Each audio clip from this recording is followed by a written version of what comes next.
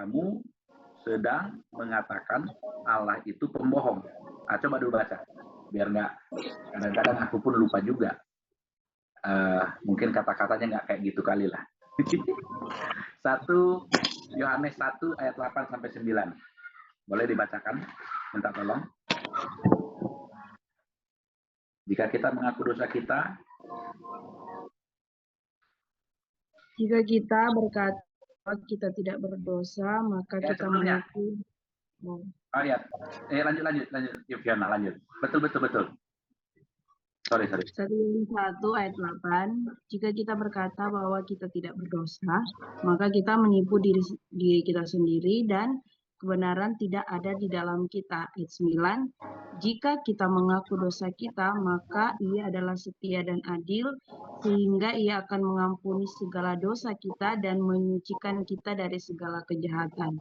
Ayat 10, jika kita berkata bahwa kita tidak ada berbuat dosa, maka kita membuat Dia menjadi pendusta dan firman-Nya tidak ada di dalam kita.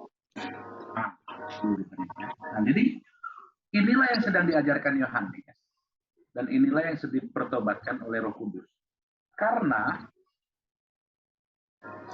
orang-orang gnostik, ya, dari aliran-aliran filsuf itu, ya, Roh Kudus melahirkan kembali. Titus 3 ayat 5, Yohanes 3 ayat 5, definisi kelahiran baru adalah tindakan Allah yang melahirkan kembali ketika seseorang percaya Yesus sebagai juru selamatnya dengan jalan mengaruniakan hidup yang kekal ke dalam orang itu.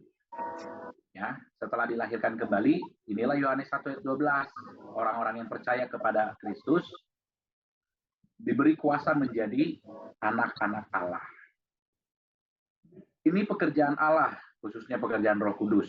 Jadi iman adalah persyaratan yang dituntut dari manusia yang memungkinkan Roh Kudus untuk memberikan dan melakukan kelahiran kembali. Dan firman Allah yang menjadikan isi daripada firman itu. Nah, jadi proses kelahiran kembali itu seketika, bukan berproses, ya, dan bukan tergantung pada emosional, walaupun juga memang melibatkan emosional.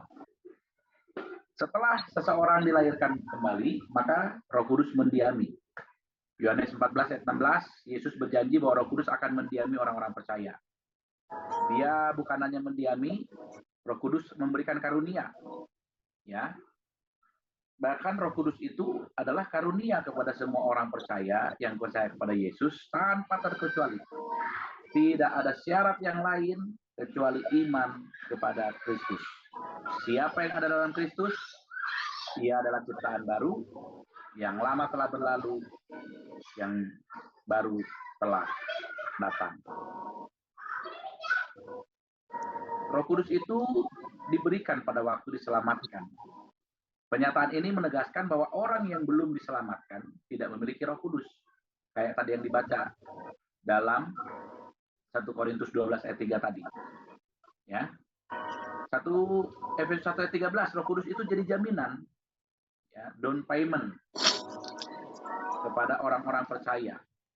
Ya, suatu verifikasi masa depan yang penuh kemuliaan. Ya.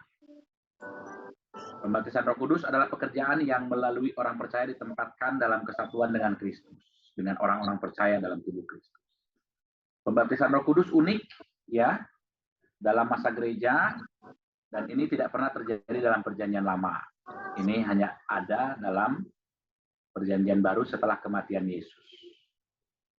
Ya, jadi ini menegaskan bahwa kebenaran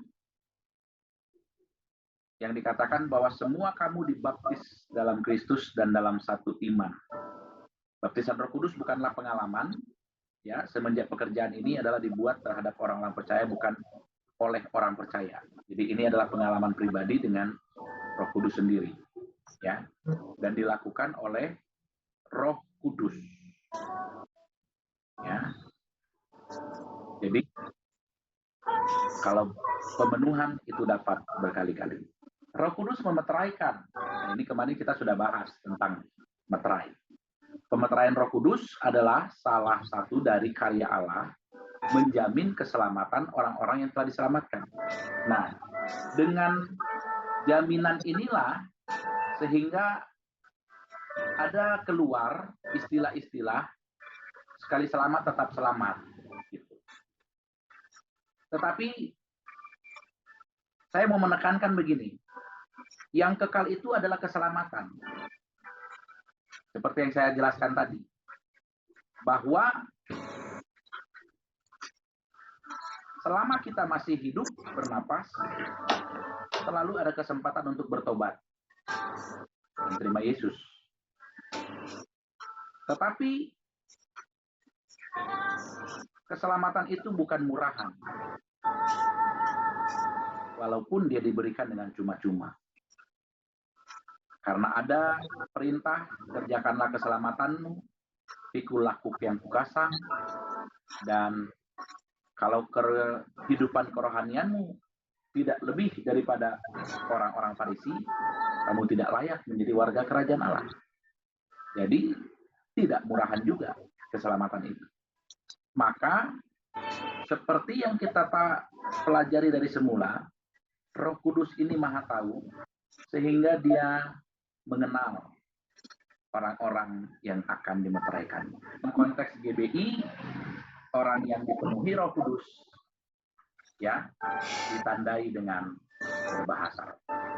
Pemenuhan Roh Kudus berbeda dengan pelayanan-pelayanan lain dari Roh Kudus. Ini ada pendiaman, baptisan, kelahiran baru, pemeteraian, ya. Sedangkan pemenuhan Roh Kudus adalah pengalaman dan dapat terjadi berulang-ulang, ya, terus-menerus. Dan orang yang dipenuhi Roh Kudus itu tanda awalnya. Itu tanda awal orang yang dipenuhi Roh Kudus adalah dengan berbahasa roh, itu iman GBI, ya. Jadi tidak mesti kita perdebatkan di sini, ya. Nas yang menjadi dasar pemenuhan Roh Kudus adalah Efesus 5 ayat 18. Hendaklah kamu penuh dengan Roh Kudus. Perintah ini diberikan dengan kontras terhadap larangan. Janganlah mabuk oleh anggur. Mabuk oleh anggur menyebabkan seseorang tidak dapat mengontrol atau mengendalikan dirinya. Sedangkan sifat dari kehidupan Kristen adalah kontras dengan mabuk yang tidak dapat dikontrol.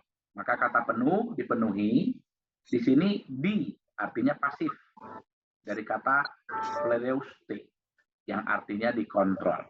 Jadi yang dimaksudkan adalah Roh Kudus terus-menerus mengontrol dan mendominasi kehidupan orang percaya. Contoh lain dapat dilihat dalam 1 Korintus 2 ayat 9 sampai Petrus 3 ayat 4, bahwa orang duniawi yang hidup dalam kuasa daging sesuai dengan pendiktean oleh daging, sedangkan oleh orang lain rohani adalah orang yang hidup oleh kuasa Roh Kudus.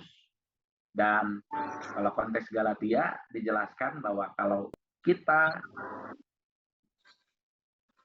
melayani roh, maka kita akan menghasilkan buah roh. Jika kita melayani daging, maka perbuatan-perbuatan yang dilakukan adalah perbuatan cemar. Jadi dikontraskan, hendaklah kamu penuh dengan Roh Kudus, artinya janganlah mabuk oleh anggur. Artinya, bagaimana hidup kita ini adalah dikontrol penuh oleh Roh Kudus. Nah, pertanyaan Ibu Risma. Ya. Oke. Kita baca dulu ini. Dipenuhi Roh Kudus itu didasarkan pada dua alasan: pertumbuhan kehidupan rohani agar menjadi semakin serupa dengan Kristus, ya. Sarkiros itu manusia duniawi yang dikontrol kedagingan, dan jalan mengatasi hidupnya adalah harus dikontrol dengan roh. Maka penting untuk pelayanan orang percaya terlihat bahwa kaitannya erat dengan dipenuhi Roh Kudus yang menyebabkan orang percaya beroleh keberanian menyampaikan firman Tuhan. Dan pada waktu Paulus dipenuhi Roh Kudus, ia mulai memberitakan Yesus adalah anak Allah dan dia punya keberanian. Jadi konteks pasal Efesus 5 ayat 8 ini, 5 ayat 18, itu pemenuhan adalah perintah. Di mana-mana tidak terdapat perintah untuk didiami atau dimeteraikan Roh Kudus. Tapi ada perintah imperatif supaya dipenuhi Roh Kudus. Maka disitulah berbicara tentang kedewasaan rohani dan pelayanan. Jadi pemenuhan Roh Kudus